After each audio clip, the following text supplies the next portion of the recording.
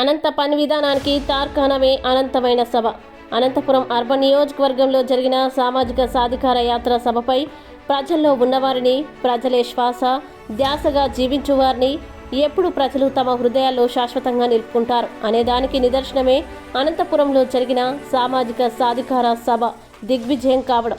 గుడ్లగూబ వెలుగును చూడలేదు, రాక్షస మూకలు మంచిని మెచ్చుకోలేరు అన్నట్టు విజయవంతమైన సభను కూడా పచ్చకళ్ళతో చూసి మసిబూసి మారేడుకాయ చేయడం అంటే సత్యాన్ని దాచిపెట్టడమే. ఇది ఎవరికి నష్టమో పిచ్చిరాతలు రాసిన వారే చెప్పాలి. అలాంటి మత్తుతో ప్రతిపక్షాలకు కిక్కు నెక్కిస్తే అనంత విజయం 6 అడుగుల ముందుకు వస్తుంది అనడంలో అతిశయోక్తి లేదు.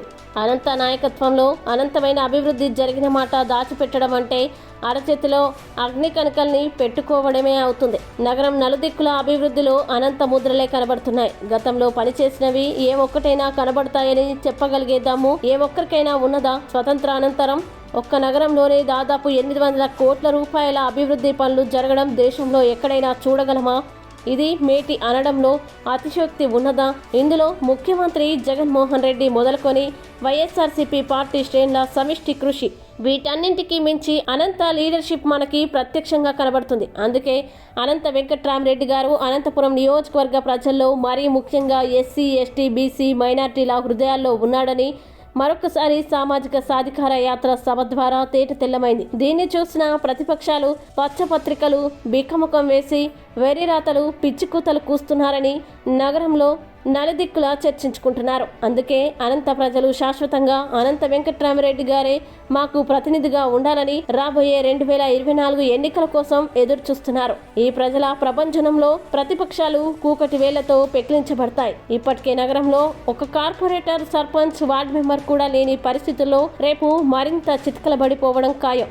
ఎక్కడ కష్టం ఉంటే అక్కడ అనంత ఎవరు ఎప్పుడు ఎక్కడ పలకరించినా పలుకుతాడు.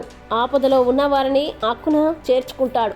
కరోనా మహమ్మారి కల్లోలంలో తన ప్రాణాలు లెక్క చేయకుండా నాకు ఓటేసి గెలిపించిన మీ ప్రాణాలే నాకు ముఖ్యమని దగ్గరికి వచ్చి వైద్యం చేయించిన దార్శనికుడు. విద్య, వైద్యం సామాన్య ప్రజలకి అందుబాటులో ఉన్నదా లేదా అని చూస్తూ ఎక్కడికైనా బడికి వెళ్ళిన పిల్లలు వైద్యం అందని పేదవాడు కనబడితే వెంటనే స్పందించి మేలుకొల్పే లీడర్. ఇది అనంతనగరంలో ఎవరిని అడిగినా చెప్పే మాట.